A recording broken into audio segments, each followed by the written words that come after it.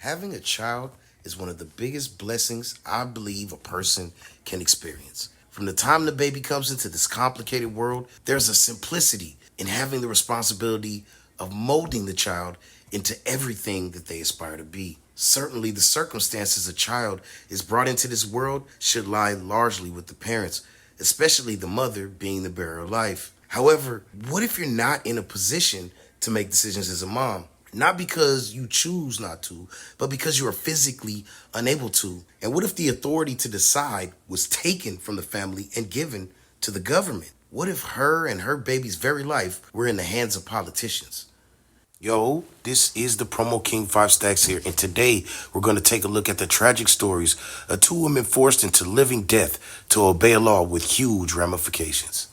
In February 2025, 30-year-old Adriana Smith, a nurse and expectant mother, went to Northside Hospital for help with excruciating headaches, but was released after being given medication, according to her mother, April Newkirk. The next morning, Smith's boyfriend noticed something was terribly wrong. She was gasping for air in her sleep, gargling. More than likely, it was blood, Newkirk said. Smith ended up being taken to the hospital where she worked. A CT scan revealed multiple blood clots in her brain. Unfortunately, there was nothing doctors could do.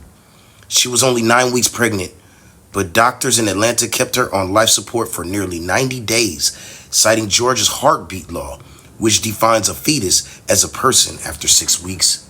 Due to lack of oxygen to the child because of Adriana's illness, the fetus, unfortunately, had abnormalities. Doctors performed an emergency C-section in June, delivering a severely premature infant. 4 days later, Adriana was taken off the machines.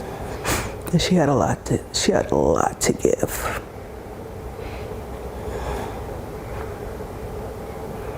So I'm just trying to hold it together right now. Now, let's rewind to 2013. Marlise Munoz, a 33-year-old EMT from Fort Worth, Texas, collapsed at home. She was declared brain dead due to pulmonary embolism. She too was pregnant, over 14 weeks alone.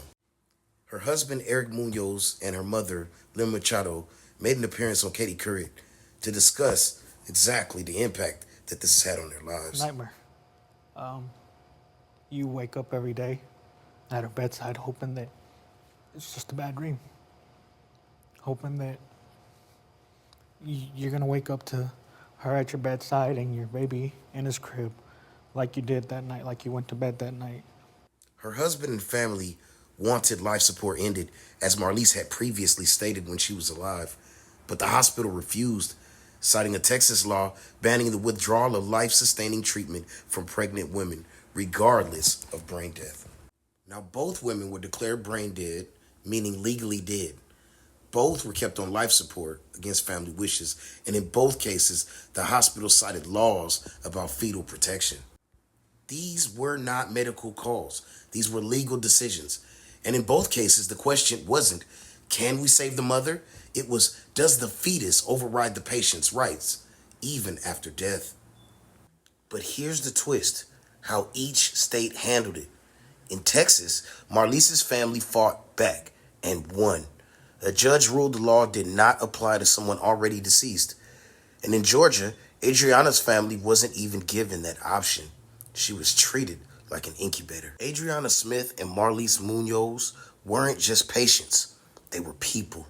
And yet in both cases, their wishes or their families were pushed aside by laws written with vague intent. Should families have the final say when a loved one is gone?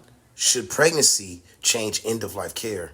Drop your thoughts below, and if you believe in medical ethics and autonomy, don't forget to like and subscribe.